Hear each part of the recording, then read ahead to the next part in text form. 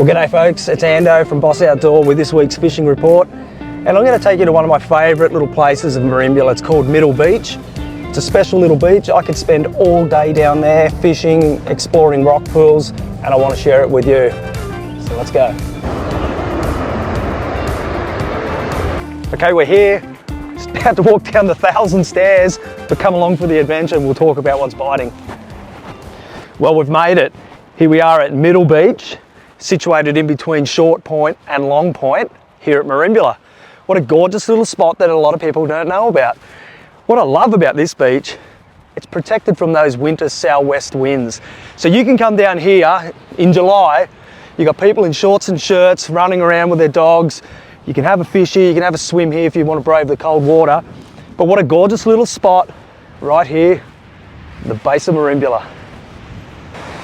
Well, if you're looking to do a little beach fishing this weekend, why don't you give Middle Beach a crack? You've got a beautiful little gutter here, holds good salmon, tailor after dark, and at the northern end, there's a few rocks out there.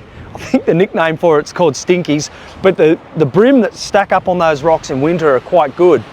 The great thing about this little beach is if you want to do a bit of rock fishing, Long Point's right there. Middle Beach is basically the gateway to all sorts of drummer fishing, leather jackets, and even snapper. So it's a great access point for a whole bunch of activities. If you wanted to choose other beaches to catch salmon and so on over the weekend, Pambula Beach is still firing pretty well. However, the swell's starting to taper off towards the back end of the week, which will mean there won't be a lot of wash. You need that wash to get those salmon. But if you get up early, they still do a run pass. Been so many salmon around all over Main Beach. You just got to be Johnny on the spot to get them. And if you've got a metal lure with you, like a twist, Halco twist or something like that, or a metal raider, something of the like, fire it into them and just wind as fast as you can and catch a few salmon. You might have to chase them up and down the beach, but I find that quite exciting. If you sit there with a bait and you're soaking a bait all day waiting for those salmon to come, you might not get them because if they're not there, you can't catch them. And that's a beautiful thing about winter. The water's so clear, you can see everything. It's quite visual, so keep that in mind. North at Tura, there's still good fish up there, but similar scenario to down at Pambula, that swell's subsiding. So if you can find a beach with a bit of kick to it, you're probably going to find those salmon. Check that out.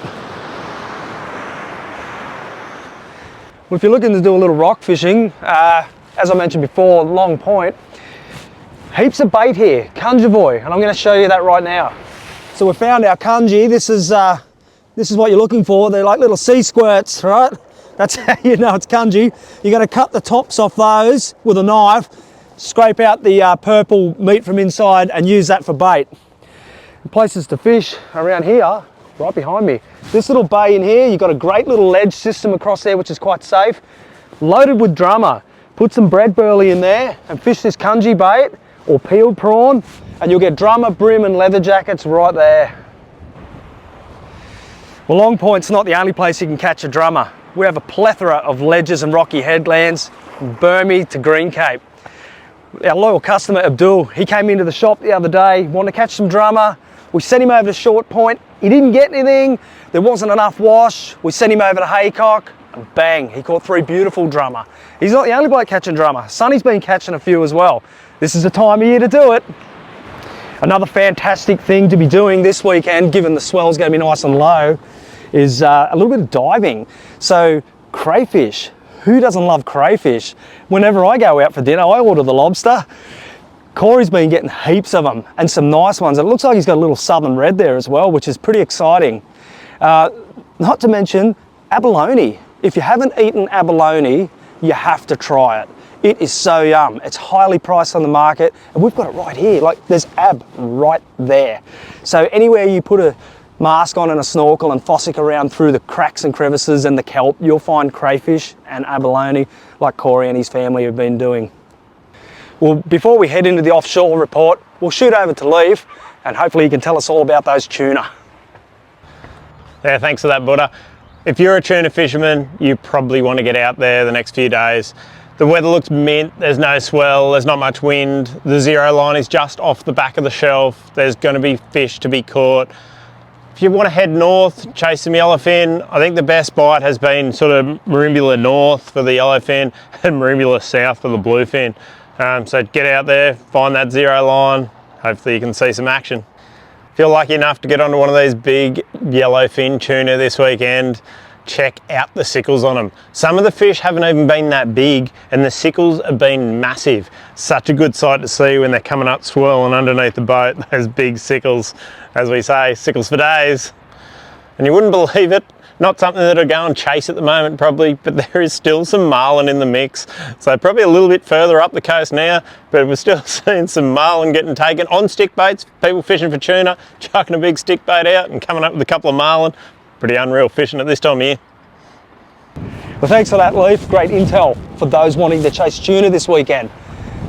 But if tuna's not your thing and you want to come inshore and chase those yummy fish like mowong and snapper and flathead, come back in, fish around 45 metres. I know I've been banging on about 55 metres for the flatties, and yes, you're going to get all your gurnard and stuff out there and the odd tiger flathead, but if you want those sweet tasting sand flathead, bring it back in. We found them in 45 metres. In fact, I didn't find them. The guys at the Wollumla Fishing Club found them and they gave up their information. I won't drop their names just to protect them.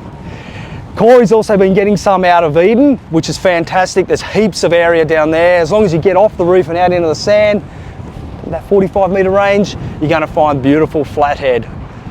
And if you're after snapper and mowong, they're on all the usual haunts around that 35 to 40 metres on the gravel, but Merimbula hasn't been fishing too well. There are some fish out here off Long Point and around the Hunter and Haycock, but if you want snapper, go out of Eden, get out off North Head. There's a couple of little reef edges out there that'll fare well, and even up around Leonard's Island. There's some big arrow squid around too. Now, if you haven't seen an arrow squid, check out these things. They're very highly aggressive, so when you catch an arrow squid, they generally come out of deeper water. So if you're jigging for snapper or fishing for snapper with bait, you quite often pick up arrow squid this time of year. Now, this brings me to a bit of a theory. We haven't seen our southern calamari squid around the wharfs and around the rock edges of late. Now, I'm tipping that they might be out a bit deeper. So if you are on the reefs fishing for snapper and mowong, potentially clip on a squid jig to the top of your swivel or your paternoster rig and just have it down there in case. If a squid comes along, you're going to get him. I picked up that tip fishing in South Australia years ago and it works. We've heard that the high country is struggling a little bit with snow or lack of snow, and the core temperature of the ground is only 4 degrees, meaning any snow that does fall is just slipping away. They're advising people to take their mountain bikes instead of their snow skis, or might be taking a fishing rod. The fishing up there in the lakes at the moment is sensational, particularly around the Buckandera area where they're catching monster brown trout. The water's dropping there and the yabbies are spewing out of the banks and the brown trout are there waiting to feed, so keep that one in mind. If you're after some bream, right down here at Bar Beach in the mouth, there's been a few yellowfin bream poking around there. A couple of customers have come in and said they've caught some on pilchard cubes, which is great. Pushing up into the top lake, there's also a few bream there. I've heard some good reports around the Sunny's kiosk area. So that's a nice little spot to fish. It's nice and deep, heaps of bait fish there. Added bonus of getting a hot chocolate or an egg and bacon roll there too. If you push across to Boggy Creek, in the mouth of Boggy Creek up there in the top lake, you're going to find some trevally. There's been heaps of trevors there. Kurt's been getting into it.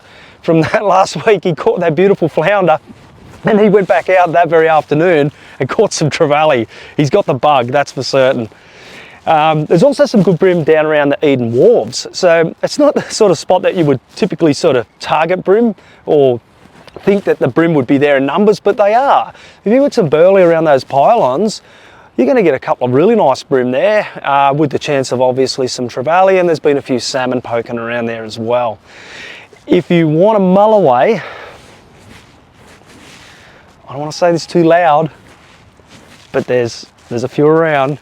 Every mouth of every river have them in it. I've seen drone footage. I've been sworn to secrecy, but hey, if you went and tried Mogarika, you'd probably get a couple. Well, that's it for this week's fishing report, folks. If there's anything else you need to know about fishing, camping, or anything outdoor related, come in the Boss Outdoor so we can hook you up.